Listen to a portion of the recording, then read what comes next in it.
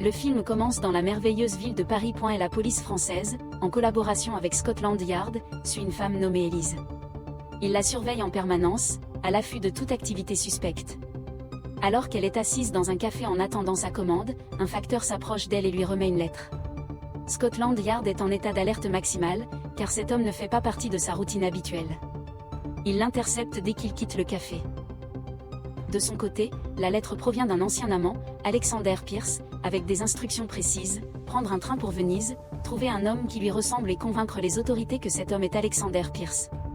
Une silhouette mystérieuse, sans lien apparent avec la police, semble également surveiller Élise. Élise jette la note dans le feu et se dirige vers la gare. La police française, sur instruction de Scotland Yard, se lance à sa poursuite. Élise calcule astucieusement son départ dans le train pour être la dernière à monter, semant ainsi les policiers qui la suivaient. Des retour à Scotland Yard, ils interrogent le facteur qu'ils ont appréhendé. L'inspecteur qui dirige l'opération, chargé de retrouver Alexander Pierce, pense que Pierce a subi une chirurgie plastique et qu'il s'agit du facteur arrêté. Cependant, son commandant en chef est d'un avis contraire et se moque de lui pour avoir capturé la mauvaise personne. Il l'informe ensuite que cette opération a coûté au département plus que ce que Pierce avait volé, rendant ainsi la poursuite de l'opération non viable. Comme l'indiquaient les instructions de la lettre de Pierce, Élise cherche un homme ayant la même taille et la même carrure que lui, afin que Scotland Yard puisse penser qu'il s'agit de lui après une chirurgie esthétique. Après quelques minutes d'errance, Élise s'assoit en face de Frank, un visiteur américain en train de lire un roman d'espionnage. Frank est immédiatement sous le charme dès qu'il pose les yeux sur elle. Les deux échangent des mots intéressants, qui se concluent par Élise acceptant de dîner avec Frank. Ils dînent ensemble dans le train. Pendant ce temps, Scotland Yard les a localisés et se trouvent dans le même wagon. Ils prennent une photo de Frank, le croyant être Pierce, et envoient des copies de son visage à la station. Plus tard, ils apprennent qu'il s'agissait d'une ruse et que Frank est une personne totalement différente, et annulent ainsi l'opération. À l'arrivée du train à Venise, Élise invite Frank à prendre un bateau jusqu'à l'hôtel d'Agnelli avec elle. Il s'installe dans une grande chambre arrangée par Pierce. Élise présente Frank comme son mari devant le personnel de l'hôtel. Après s'être rafraîchis, ils vont dîner. Là, à la grande déception de Frank, Élise admet avoir des sentiments pour un autre homme. Il continue à parler de l'ancien amant d'Élise. Il retourne ensuite à l'hôtel. Une invitation à un bal attend Élise, apparemment de la part de son amant, ce qui assombrit l'humeur de Frank. Quand Frank lui fait un compliment, il partage un baiser sur le balcon de sa chambre, qui est observé et photographié par les hommes qui la suivent. Ils dorment séparément, à la grande surprise de Frank. Il rêve d'Élise toute la nuit avant de se réveiller le lendemain matin à cause du serveur qui prépare le petit déjeuner. Quand il va voir Élise, il découvre qu'elle a disparu. Soudain, des hommes tentent de s'introduire dans la chambre d'hôtel. Il s'adresse à Frank en l'appelant Alexander, ce qui le déconcerte. Quand les hommes montrent qu'ils sont armés, Frank comprend le danger dans lequel il se trouve et s'enferme rapidement dans la salle de bain. Il s'échappe par la fenêtre de la salle de bain, les hommes à ses trousses. Frank parvient à s'échapper en courant sur de nombreux toits, mais est appréhendé par la police italienne.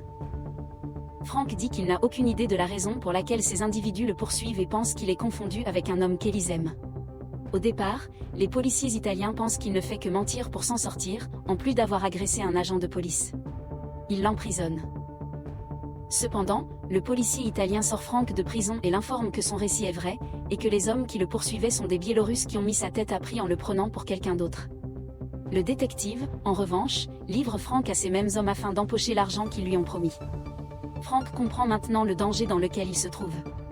Il aperçoit Élise, qui surgit de nulle part avec un bateau pour sauver Frank, et les deux repartent ensemble. Les hommes commencent à leur tirer dessus, et ils slaloment dans les canaux de Venise. La poursuite dure longtemps, les hommes étant très proches de les capturer, mais Élise parvient à s'échapper avec succès. Hors de danger, Frank lui demande pourquoi tout cela se passe. Élise répond que tout se passe parce qu'elle l'a embrassé et a convaincu les policiers qu'il était Alexander Pierce. Pierce aurait volé 2 milliards de dollars à un criminel nommé Shaw, et est également recherché par le gouvernement britannique pour fraude fiscale. Shaw est un homme dangereux, qui a notamment tué les anciens amants de sa femme, et quand il a trouvé qu'elle en avait trop, il a tué sa femme aussi. Quand Frank demande pourquoi Pierce s'en prend à un tel homme, Élise répond que c'est simplement sa nature. Il n'a peur de personne.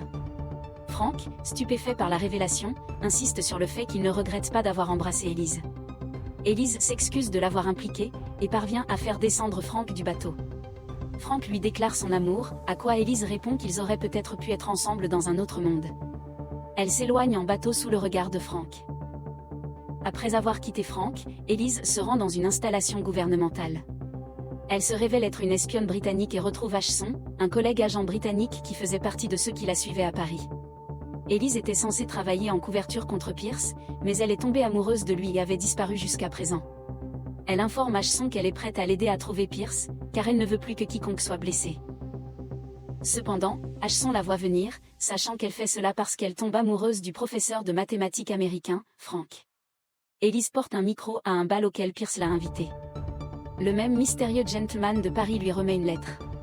La lettre est de Pierce et lui indique où le trouver.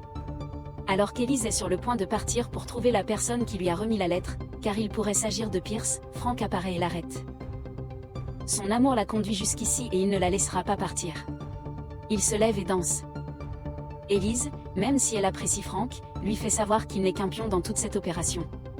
Il a été utile, et n'est maintenant plus nécessaire. Frank cependant, persiste malgré tout. Les hommes de l'agent Ashson s'emparent de Frank, pendant qu'Elise cherche Pierce. Ils le placent en garde à vue, après l'avoir un peu bousculé, lui font savoir qu'il doit rester en détention jusqu'à la fin de toute l'opération.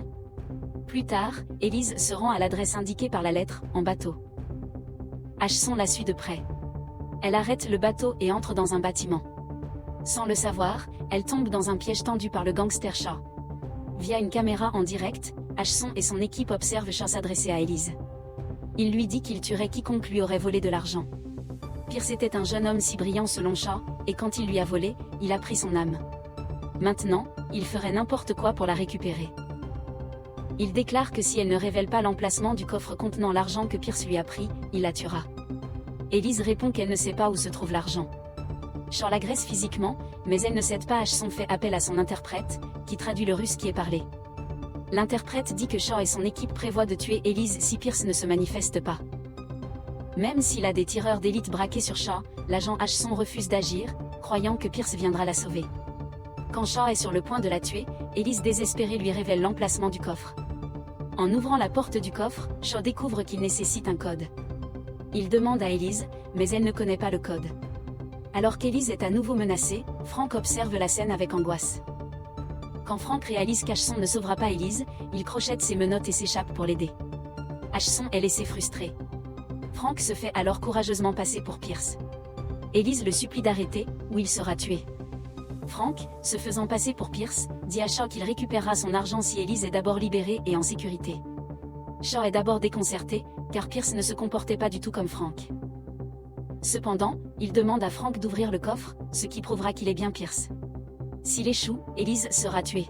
« Je t'aime », dit Elise, pendant que Frank fait semblant d'ouvrir le coffre. Avant que Frank puisse entrer complètement le code du coffre, l'inspecteur en chef Jones ordonne aux tireurs d'élite de la police de tirer sur Shaw.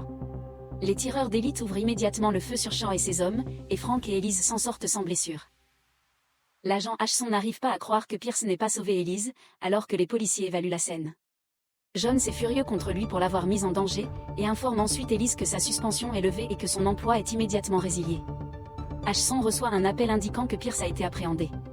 Elise et Frank s'étreignent alors que la salle se vide. Ils partagent tous les deux un moment émouvant. Il lui demande si elle a des sentiments pour lui et pour Pierce. « Oui », dit Elise. Frank répond qu'il pourrait avoir une solution pour elle.